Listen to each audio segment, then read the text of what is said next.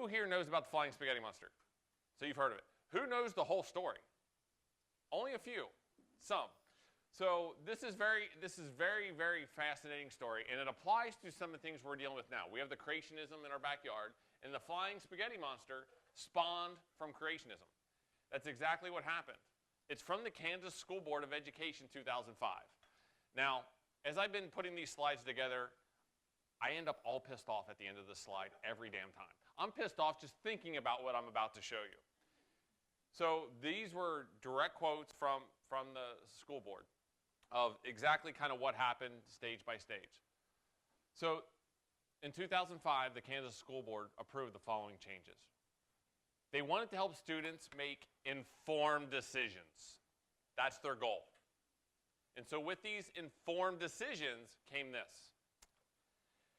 They didn't want the definition of science to strictly limit it to natural explanations. Let me say that again. Not strictly limited to natural explanations for science. They also wanted intelligent design to be presented as an alternative explanation. That evolution is presented in mainstream biology textbooks with, whatever. They wanted evolution as a theory and it's not a fact to be stated. Anybody pissed off yet? Go Kansas. They wanted to teach the controversy regarding evolution. So this is what they did in 2005. In 2006, as we make fun of Kansas, look at this. Kansas joined Ohio in adopting the Discovery Institute's critical analysis of evolution in public schools. Ohio was actually before Kansas. Most people did not know this. So science standards have been under attack. Louisiana's got some horrible science. Anytime, I hate to say this, you know how critical thinking is very important to us. If you see any science law that has critical thinking in it, run. Because it's basically a loophole to teach creationism. Luckily, on August 1st, 2006, they replaced 4 of the 6 conservative board members, and they restored science to its original thing. Okay? So that's kind of the process of what happened. But an amazing thing happened in between that 2005-2006. Bobby Henderson wrote an open letter to the Kansas City School Board, which I am going to read you here, which I have. I have a copy of the actual letter. Now, I'm going to read most of it, not all of it. Normally, I don't read word for word. But this is amazing. And this is what spawned the flying spaghetti monster. It says, I am writing you with much concern after having read of your hearing to decide whether the alternative theory of intelligent design should be taught along with the theory of evolution. I think we can all agree that it is important for students to hear multiple viewpoints so they can choose for themselves the theory that makes the most sense to them. I am concerned, however, that students will only hear one theory of intelligent design.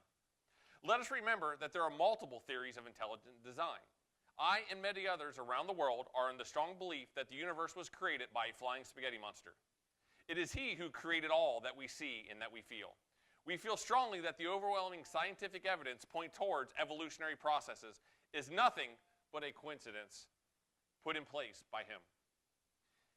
It is for this reason that I'm writing you today to formally request that this alternative theory be taught in your schools along with the other 2 theories. In fact, I will go as far to say, if you do not agree to do this, we will be forced to proceed with legal action. I'm sure you see where we are coming from. If the intelligent design theory is not based on faith, but instead another scientific theory as it is claimed, then you must also allow our theory to be taught, as it is also based on science and not faith. Some find that hard to believe, so it may be helpful to tell you a little bit more about our beliefs. We have evidence that a flying spaghetti monster created the universe. None of us, of course, were around to see it, but we have written accounts of it. We have several lengthy volumes explaining the details of his power. Also, you may be surprised to hear that there are over 10 million of us, and growing. We tend to be very secretive, as many people claim our beliefs are not substantiated by observable evidence. Then he goes on to talk about carbon dating and how you may get test results, but that's the flying spaghetti monster messing with those data every time to fool scientists. Then he continues, I am sure you now realize how important it is that your students are taught this alternative theory. It is absolutely imperative that you realize the observable evidence is a distraction of the flying spaghetti monster. Furthermore, it is disrespectful to teach our beliefs without wearing his chosen outfit. Now, I did have a pirate outfit I was planning to put on today, but we have a photographer for the New York Times, and I knew if I dressed up in a damn pirate outfit, that's the picture he would choose. So so I am committing blasphemy to you because of the press, I will admit. I'm guilty. I did not dress in my pirate regalia. I apologize. Blame the New York Times. Which is, of course, full pirate regalia. I cannot stress the importance of this enough, and unfortunately cannot describe in detail why this must be done, as I fear this letter is already becoming too long. The concise explanation is that he becomes angry if we don't. You may be interested to know that global warming, earthquakes, hurricanes, and other natural disasters are a direct effect of the shrinking number of pirates since the 1800s. For your interest, I have included a graph, approximately the number of pirates versus the average global warming over the last 200 years. As you can see, there is a statistically significant increase in relation between pirates and global temperature. This is the exact graph that was included with this letter. I can't make this shit up. In conclusion, thank you for taking this time to hear our views and beliefs. I hope I was able to convey the importance of teaching this theory to your students. We will, of course, be able to train the teachers in this alternate theory. I am eagerly awaiting your response and hope dearly that no legal action will need to be taken. I think we can also look forward to the time when these three theories are given the equal time in our science classrooms across the country and eventually the world. 1/3 time for intelligent design, 1/3 time for flying spaghetti monster, Pastafarianism, and 1/3 time for logical conjecture based on overwhelming evidence, evolution. Sincerely yours, Bobby Henderson, concerned citizen. P.S. I have also concluded an artistic drawing of him creating a mountain, a tree, and a midget. Remember, we are all his creations. This actually made it into legal proceedings. Absolutely amazing. Hence, the flying spaghetti monster was created. So with that, in February 2007, the school board did vote, to turn science back. So they did do that in 2007. But not before we got the gospel of the flying spaghetti monster. So there are some amazing quotes. I picked out a few of my favorite from this book, and I'm going to read some of these. Normally I don't read word for word as much, but this is too good. I can't even paraphrase it as well. While Pastafarianism is the only religion based on empirical evidence, it should also be noted that this is a faith-based book. Attentive readers will note numerous holes and contradictions throughout the text. They will even find blatant lies and exaggerations. These have been placed here to test the reader's faith. Disclaimer, this is my favorite from my wife who's 4'10" in the back.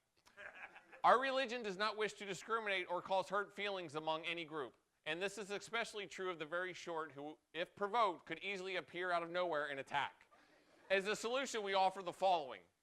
To prevent angering the little people community, we suggest that this book be placed on the very highest shelf possible.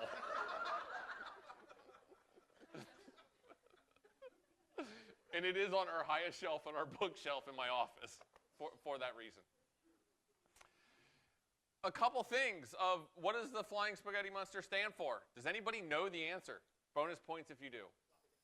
No. All that is good, and they're against all that isn't good.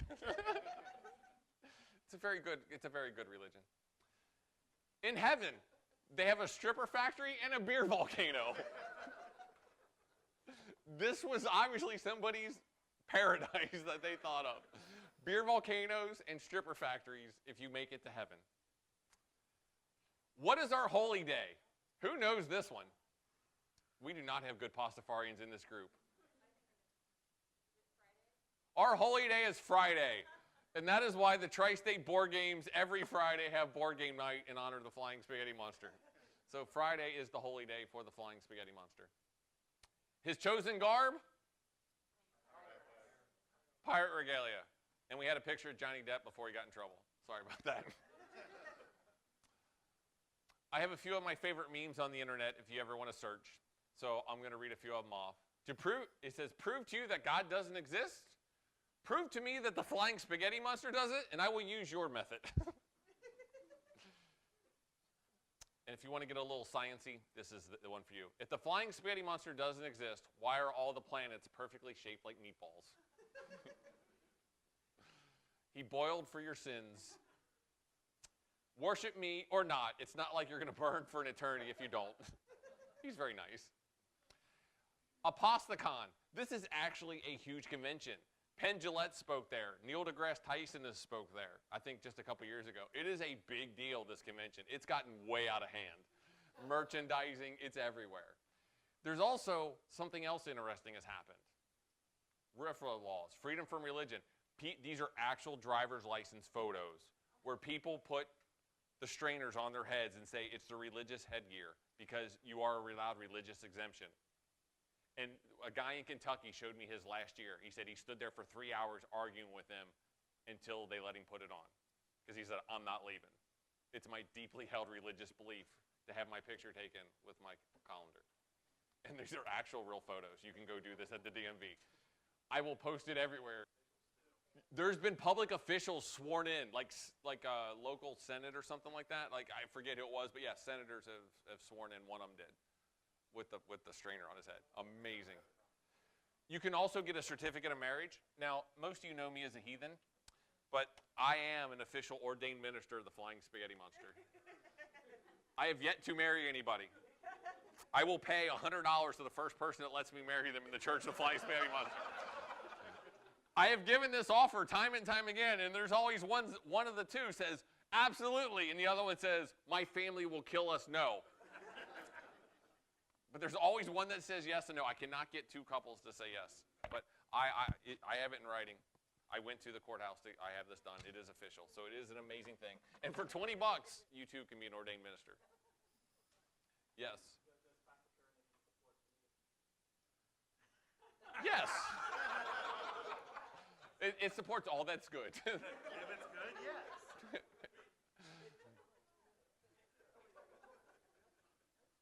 So that brings me to our next point in my sales pitch. You can upgrade your name badge if you have a handwritten one or just a red one. You can get a white one for $100. You will get Flying Spaghetti Monster on your name tag. Like Dan, see, show him your name tag. So if you have name tag envy, you can become a Flying Spaghetti Monster member, who we do honor. And you get a free t-shirt.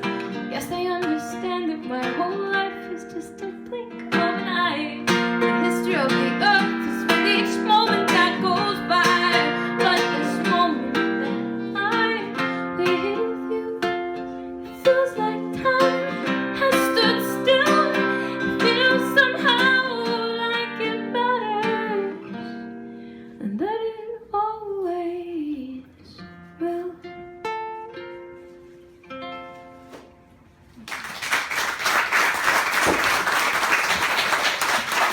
Thank you so much.